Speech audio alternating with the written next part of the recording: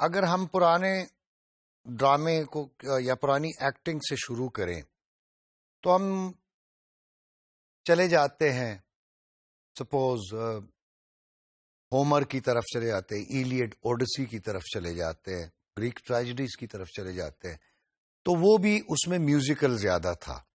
جیسے میں نے گزشتہ پروگرام میں کہا تھا کہ وہ اوپرا ٹائپ کا ہوتا تھا، میوزیکل ڈرامہ ہوتا تھا. یا اگر ہم شکنتلم یا شکنتلا کالی داس کا ہے یا اندر سبھا جو ہے اس میں اس کو کریں تو وہ سارا اس میں منظوم بھی تھا اور میوزیکل بھی تھا.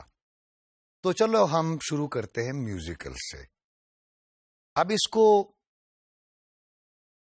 اگر ہم اس میں فارمز آف ایکٹنگ، مطلب کہ آپ کس کس فارم میں کر سکتے ہیں. ایک ہے نثر، پروز میں.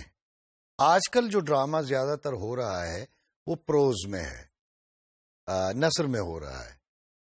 اور پہلے جو ڈرامہ تھا وہ زیادہ پوئٹری میں تھا. جیسے شیکسپیئر کو بھی دیکھ لیں اور باقی گریک ٹریجڈیز کو بھی، وہ سارا نظم میں تھا. یا عربی ادب میں آپ چلے جائیں، فارسی ادب میں تو نظم میں تھا. کتاب بھی آپ اٹھا کر دیکھ لیں گے تو نظم میں ہی آپ کو ملے گی. نثر تو بہت بعد میں آئی، عربی میں بھی، انگریزی میں بھی، اور ہر زبان میں بہت بعد میں نثر آئی. لیکن پہلے ڈرامہ جو تھا وہ منظوم تھا. اب اگر ہم آغا حشر کو لیتے ہیں تو آغا حشر سے چلیں ہم اس کو شروع کرتے ہیں کہ کردار منظوم کیسے ہوتا تھا یا گا کے کیسے ہوتا تھا. مثلا شہزادی جو ہے اور اس کی سہیلیاں ہیں تو ان کی کنورسیشن ہے، ان کا مکالمہ ہے آپس میں کہ شہزادی کو سہیلیاں تیار کر رہی ہیں. تو ایک سہیلی، میرے حساب سے اس نے وہ گایا ہی ہوگا، ظاہر ہے کہ عجب چہرہ ہے جس کو نور کی کرنوں نے گھیرا ہے، یہ جلوہ ہے کہ جادو چاندنی ہے یا سویرا ہے. ایسے گایا ہوگا. جواب میں شہزادی کہتی ہے بہارو دل ربائی، ایک دھوکا ایک سایہ ہے، یہ کچا رنگ مٹی کے کھلونوں پر چڑھایا ہے. کہاں کا حسن پاگل ہے جو اترائے جوانی پر، ہوا نے ڈال دی ہیں چند لکیریں بہتے پانی پر. یہ اب شہزادی اور ان کا مکالمہ ہے. اچھا، اب اگر ہم تحت اللفظ میں منظوم میں آئیں گے تو ایک ڈرامہ رستم و سہراب ہے، جس کا پہلے میں نے ابھی آپ کو وہ شہزادی اور سہیلیوں کا. تو اسی میں رستم جو ہے وہ ہی مین ہے، یعنی سمجھ لیں کہ سپر مین ہے، اپنے وقت کا طاقتور ترین آدمی. اس کا گھوڑا سیستان میں، وہ آتا ہے سیستان، اس زمانے میں پاکستان یا سیستان تھا، ایران سے وہ، چونکہ ایران کا وہ کردار تھا، دارا کا دور تھا، تو وہ ایران آتا ہے، سیستان، ایران سے سیستان آتا ہے، وہاں اس کا گھوڑا چوری ہو جاتا. تو وہ سیستان کا جو بادشاہ ہے اس کے محل میں وہ آ کے کہتا ہے، اب کوئی عام آدمی ہو جو رستم نہ ہو تو وہ فریاد کرے گا، اور تو وہ آ کے کہے گا حضور شہنشاہ، میرا گھوڑا آپ کی بادشاہت میں کسی نے چرا لیا ہے، مجھے دے دیں. وہ فریاد کرے. لیکن اب کیریکٹرائزیشن جو ہے وہ یہ ہے کہ وہ عام آدمی نہیں ہے، وہ اس وقت کا طاقتور ترین آدمی ہے. تو اس کی باڈی لینگویج اور ہے. وہ آتا ہے، کوئی آداب نہیں ہے، وہ کہتا ہے کہ میں بادشاہ سے کہتا ہے کہ میرا گھوڑا میرے حوالے کر دو ورنہ میں تمہاری بادشاہت کو تاراج کر دوں گا. اس کا جو سپاہ سالار ہے بادشاہ کا، وہ پاس ہی، وہ کہتا ہے رستم زبان سنبھال کے بات کر، ورنہ تمہاری زبان گدی سے کھینچ لی جائے گی. اب آغا اشرف نے ڈکشن دی ہے کہ کسی ہی مین سے، سپر مین سے کوئی ایک سپہ سالار یا کوئی بھی بندہ یہ کہے تو آگے سے وہ کردار کیا کہے گا اور اس کا ریاکشن کیا ہوگا. تو جب وہ سپہ سالار کہتا ہے کہ زبان سنبھال کے بات کرو ورنہ تمہاری زبان گدی سے کھینچ لی جائے گی، تو رستم کہتا ہے ہستی ناچیز ٹھہرے گی فنا کے سامنے، شمع کی لو سر اٹھائے گی ہوا کے سامنے، کھاس کا تنکا سزا دے گا کسے؟ طوفان کو. تم نے دیکھا ہی نہیں اب تک دلیر انسان کو. تو یہ وہ کیریکٹرائزیشن کی میں جو بات کر رہا تھا کہ آغا حشر کے ہاں یہ والا منظوم اور گانے کا جو گا کے جس طرح سے اداکاری ہوتی تھی یہ اس زمانے کی بات ہے. تو اسی طرح اندر سبا میں بھی، اور اسی طرح جو پرانے استاد عبداللہ کے ڈرامے ہیں، طالب بنارسی کے ڈرامے ہیں، ان میں یہ چیزیں. اور یہ بڑی عجیب بات ہے کہ انہوں نے یہ سب کچھ، ان ڈرامہ نگاروں کا جو علم تھا وہ اتنے کمال کے لوگ تھے کہ انہوں نے ایک تو منظوم نظم شعر میں مکالمہ کہنے کی وہ ان میں قابلیت تھی، اور دوسرا یہاں تک کہ وہ موسیقی سے بھی واقف تھے اور میوزک کی زبان بھی یا میوزک کے بارے میں بھی جانتے تھے. تو طالب بنارسی نے، استاد عبداللہ نے، اسی طرح آغا اشر نے باقاعدہ راگ ٹھاٹ اور ردم تک، لے تک لکھی ہے کہ یہاں لے کون سی، یا 3 تال ہے، یہاں پہ شب تال ہے، یا یہاں پہ کیروا ہے یا دادرا ہے، جو بھی ہے. اسی طرح ٹھاٹ لکھا ہوا ہے، راگ لکھا ہوا ہے. یہ ساری جو ہے یہ ان لوگوں کی قابلیت تھی جو بڑے افسوس کے ساتھ کہ آج کل کے ہمارے ڈرامہ نگار میں یہ چیزیں نہیں پائی جاتی. اللہ کرے کہ یہ ساری چیزیں ان کو بھی آ جائیں. اچھا، اب یہ ہے کہ جو صداکاری ہے اصناف ہیں اس کی مختلف، مثلا نثر پڑھنا ہے، افسانہ پڑھنا ہے، ریڈنگ جس کو ہم کہتے ہیں وہ کیسے کرنی ہے، یا نظم کیسے پڑھنی ہے، یا غزل کیسے پڑھنی ہے، تحت اللفظ کیسے پڑھنا ہے، مرثیہ کیسے پڑھنا ہے. اور پھر یہ ہے کہ اگر آپ کو پڑھنا پڑ جائے شکوہ جواب شکوہ علامہ اقبال کا، تو اس کو کیسے پڑھیں گے. پھر عام کردار تو خیر عام زندگی کے بول چال کے کردار تو آپ کو مل ہی جائیں گے. وہ آپ کے مثلا سبزی والے کا کردار اگر آپ نے کرنا ہے تو وہ تو اس کی آواز ہی، اس کی آڈیو ہی چینج ہو جائے گی. آلو لو، پیاز لو، ٹماٹر لو، بھنڈی توری لو، آلو، یہ ہو جائے گا. اسی طرح کوئی بیوروکریٹ ہے تو اس کا انداز دوسرا ہو جائے گا. اور سناؤ کیا حال ہے، ٹھیک ہو، اور کہاں کہہ رہتے ہو، ہمارے ڈرامے میں دیکھتا ہوں بہت اچھے لگتے، مجھے کیا ہمارے بچوں کو بھی بہت اچھے لگتے. اس کا انداز اور ہو جائے، کردار نگاری میں ہو جائے گا. یہ تو کردار نگاری میں آ گئے. اچھا، اگر آپ نے کوئی غزل پڑھنی ہے تو اس کا بھی ایک انداز ہے. جیسے غالب کی کوئی غزل پڑھ لیں، یا میر کی، یا فیض صاحب کی،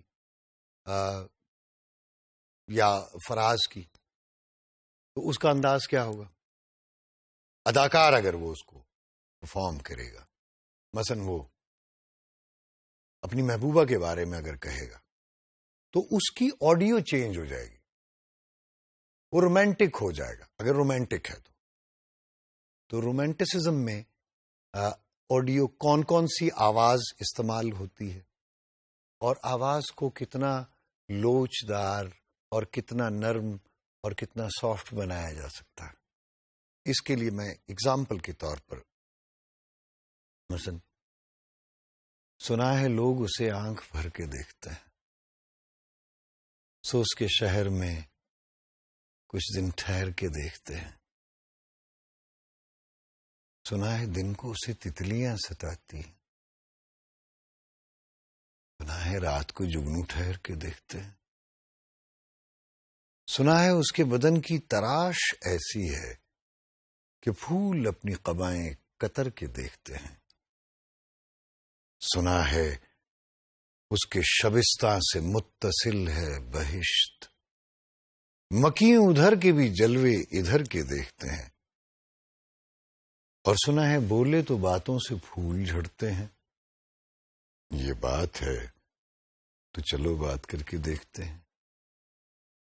اور سنا ہے ربط اسے ہے خراب حالوں سے، سو اپنے آپ کو برباد کر کے دیکھتے ہیں۔ یہ ایک رومانٹسزم یا رومانٹک ایک سٹائل ہو گیا۔ اچھا، اب اگر ہم آتے ہیں شکوہ اور جواب شکوہ کی طرف کہ اس کو کیسے، مثلا علامہ صاحب اقبال وہ شکوہ میں اللہ سے مخاطب ہے، بندہ اللہ سے، یہ تو خیر علامہ صاحب ہی جان سکتے ہیں، تو ان کا انداز کیا ہو سکتا ہے، مطلب میں اس کو کیسے دیکھتا ہوں۔ اب یہ شکوہ کے چند شروع کے اشعار میں آپ کو، پھر اس کے بعد جواب شکوہ میں جو اللہ تبارک و تعالیٰ کی طرف سے جو ایک سٹیٹمنٹ ہے کہ وہ کیسے ہونی چاہیے یا میں اس کو کیسے کنسیو کرتا ہوں، وہی لفظ وہی چل رہا ہے، اف، اگر۔ تو علامہ صاحب کی جگہ اگر میں تو اس قابل نہیں ہوں، لیکن بطور اداکار اگر میں ان کا کردار کر رہا ہوں تو کیسے ادائیگی ہوگی؟ کیوں ضیاء کار بنوں، سود فراموش رہوں، فکر فردا نہ کروں، محو غم دوش رہوں، نالے بلبل کے سنوں اور ہم تنگوش رہوں، ہم نما میں بھی کوئی گل ہوں کہ خاموش رہوں، جرت آموز میری تاب سخن ہے، مجھ کو شکوہ اللہ سے خاکم بدہن ہے، مجھ کو ہے بجا شیوے تسلیم میں مشہور ہیں ہم، قصہ درد سناتے ہیں کہ مجہور ہے ہم، ساز خاموش ہیں فریاد سے معمور ہیں ہم، نالا آتا ہے اگر لب پہ تو معذور ہیں ہم، اے خدا شکوے ارباب وفا بھی سن لے، خوگرے ہم سے تھوڑا سا گلا بھی سن لے۔ اب آواز سن لی گئی، شکوہ سن لیا گیا، تو سرخوشی آئے گی، ایک خوشی کا تاثر جو جواب شکوہ میں علامہ صاحب نے دیا ہے، تو اس کا انداز کیا ہوگا کہ دل سے جو بات نکلتی ہے اثر رکھتی ہے، پر نہیں طاقت پرواز مگر رکھتی ہے، قدسی الاصل ہے رفت پہ نظر رکھتی ہے، خاک سے اٹھتی ہے گردوں پہ گزر رکھتی ہے، عشق تھا فتنہ گرو سرکش و چالاک میرا، آسماں چیر گیا نالے بے باک میرا۔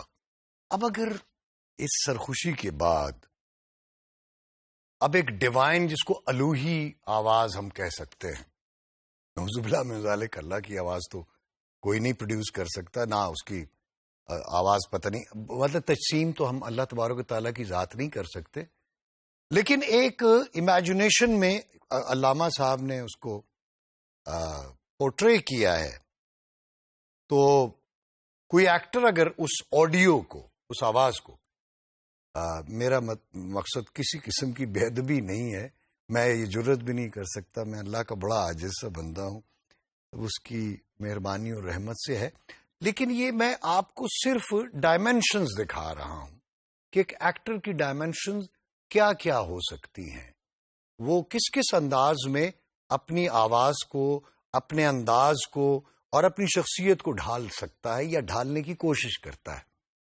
تو آئی آواز غم انگیز ہے افسانہ تیرا، اشک بیتاب سے لبریز ہے پیمانہ تیرا، آسماں گیر ہوا نعرہ مستانہ تیرا، کس قدر شوخ زباں ہے دل دیوانہ تیرا، شکر شکوے کو کیا حسن ادا سے تو نے، ہم سخن کر دیا بندوں کو خدا سے تو نے، ہم تو مائل بکرم ہیں کوئی سائل ہی نہیں، راہ دکھلائیں کسے راہ رو منزل ہی نہیں، تربیت عام تو ہے جوہر قابل ہی نہیں، جس سے تعمیر ہو